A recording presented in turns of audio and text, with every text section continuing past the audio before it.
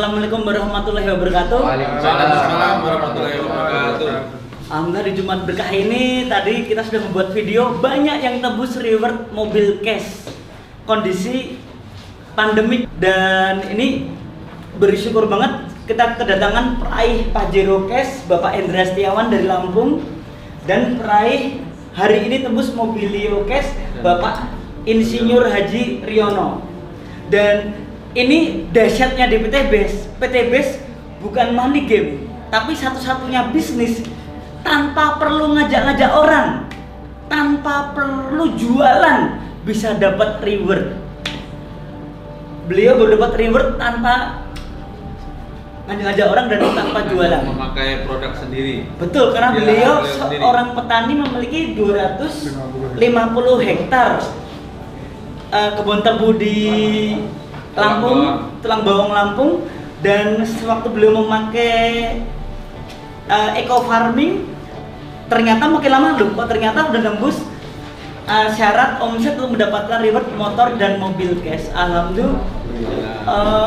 Bapak Haji Riono pertama kali kenal eco farming dari timnya Pak Hendra dan Pak Dodi. Jadi saya ini udah mungkin sekian ratus dari kakinya Pak Hendra dan Pak Dodi.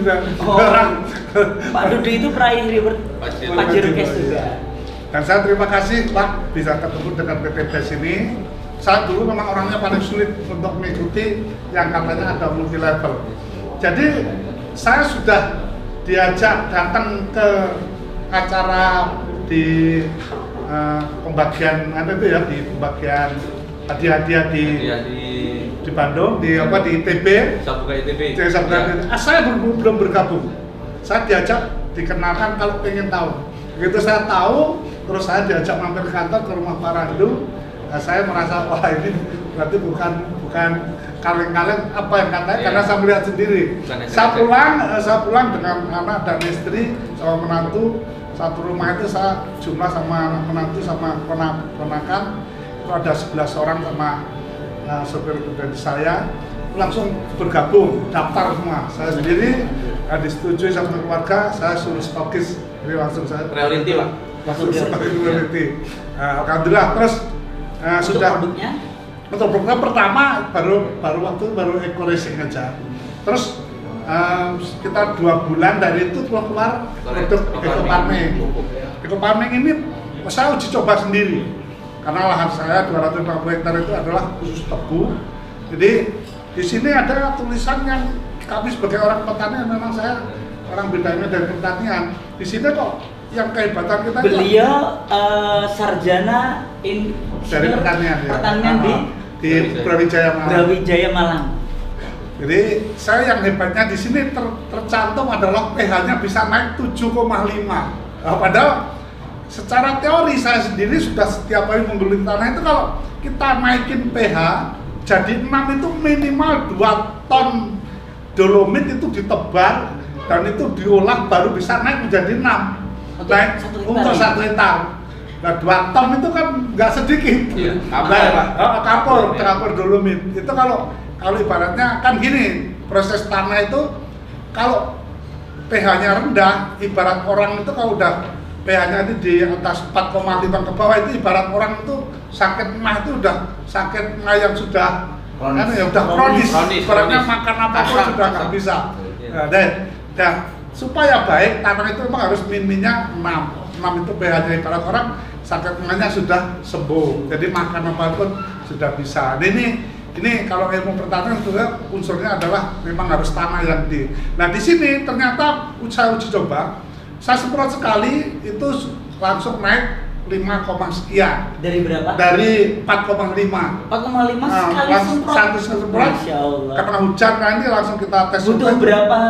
3 kali nyemprot, 3 kotak ini nyemprot. 3 kotak. Rata-rata sudah bisa mencapai hampir 7, 6,8. 6,8 itu udah sangat bagus. 3 kotak ini. 3 kotak loh. Dan Bapak bisa uji coba di tanah manapun. Bapak kalau mau uji coba tanah itu di mana sama sebetulnya. Prinsipnya tanah itu tadi, lepaskan dulu, yang mengikat namanya keasaman, dilepasin dulu, baru sampai kasih pupuk apa, nggak akan terikat oleh keasaman, makanya bisa diserap oleh tanaman. Itu prinsip. Kalau mau jadi petani instan ya jangan ragu pakai eco farming, itu udah pasti saya jamin. Makanya saya di sana jamin kepada petani apapun, mau petani singkong, mau petani palawija, padi apapun, saya jamin kamu pakai ini tidak ada perubahan, tidak hasil, saya kembalikan upah kerjanya saya bayar. Masya Allah. Luar biasa. Ini karena kami sangat berhasil. Jadi untuk meningkatkan ini saya sudah 2 kali sama perusahaan PT Gunung Madu, karena saya produksi tertinggi. Gunung Madu itu pabrik besar gulaku ya Pak ya? Gula itu terbesar di Asia. Di Asia yang Besar di sekarang Asia gulaku. gulanya itu menyebar di seluruh Indonesia. Jadi gulanya itu yang kita minum tiap hari. Ya itu ngambil dari beliau berarti. Ya alhamdulillah. Dari petaninya. Saya sebagai mitranya. Jadi alhamdulillah kalau ini nggak pandemik, jadwal saya sebetulnya ini berhasil sama ke Australia, tapi belum. Tahun kemarin kita keliling loh, Thailand, Taiwan, Malaysia. Nih bagi petani yang rata-rata rendemennya bagus, produksinya di atas 90 ton gitu. Tapi kalau mencapai itu memang sulit. Tapi alhamdulillah dengan berkat eco farming ini sama lah lebih, biar rata-rata kemana bisa 105 ton. Perusahaan besar segede kayak gitu pun dengan pupuk kimia yang luar biasa. Per hektar itu 1 hektar bisa tembus 105 ton. Sebelum pakai pupuk organik. Rata-rata 80 itu udah luar biasa. 80 aja sudah luar biasa. Karena perusahaan sebesar hebat yang dia sudah pakai teknologi itu rata-rata cuma 75 ton. Oh, udah pakai teknologi hebat-hebat, tapi kalau pakai pupuk kimia paling 75 ton. 80 ton aja udah hebat ya. Iya. Ini bisa 105 ton berarti naik 25 ton per hektar dan beliau memiliki 250 hektar. Nah, ini ya saya berterima kasih, dan saya sendiri sebetulnya sebelum pakai eco farming ini saya sudah biasa mengolah namanya bakteri. Tapi ya saya tidak bisa menemukan ini bakteri Bu punya kelebihan. Bakterinya sama, tapi punya kelebihannya ini dia bisa mengusir seluruh bakteri yang tidak produktif. Hama maksudnya? Semua hama yang tidak produktif, jenis pereng apapun, kehebatannya dia tidak membunuh. Semua jenis Orang semua penyakit yang tidak produktif, jadi yang merugikan, semua tidak dibunuh, tapi dia sifatnya memutus mata rantai. Kalau sudah kena semprot ini, boleh Bapak tangkepin semua, karena uji coba saya begitu. Apa sih? Dia tidak bertelur lagi, pokoknya dia memutus mata rantai sampai dia mati. Jadi kalau sistem kita pakai pestisida, dia mati, tapi dia begitu mati dia menurunkan telur yang jutaan telur. Nah itu yang makanya hama di tempat Indonesia ini nggak pernah berubah, justru menambah. Sekarang dengan solusi eco farming ini mudah-mudahan kalau memang petani semua ini sadar dan mau memakai, alhamdulillah kita akan kembali alamnya menjadi alam yang benar-benar sukses dan subur seperti zaman dulu kala. Ini berarti memang pupuk kimia itu sebenarnya merusak tanah ya, Mas. Semua orang luar negeri tidak mau pakai. Orang Thailand petaninya hebat tidak mau pakai kimia. Berarti sesuai dengan surat Al-A'raf ya, Allah telah menciptakan bumi ini dengan sebaik-baiknya, dan janganlah kamu menciptakan kerusakan di muka bumi ini. Berarti insya Allah ini jawaban atas itu pupuk kimia itu merusak. Jadi jadi bukannya mohon maaf nih kalau bagi pedagang pupuk kimia kita tidak akan kok merebut penghasilan teman-teman. Coba teman-teman ganti aja pasarin pupuk ini, dan insya Allah ini sudah terbukti ya. Alhamdulillah sudah terbukti. Belum pernah ada yang komplain dengan pupuk. Alhamdulillah. Memang lebih baik kalau menjual pupuk alihkan kimianya mungkin, karena sekarang sudah subsidi kayaknya udah habis bulan kemarin, sudah ditutup. Nah, mungkin sudah kesulitan, tidak ada subsidi lagi. Ini lebih mahal pupuk kimia. Terus lebih baik pakai organik, karena medianya ini yang paling baik adalah organik.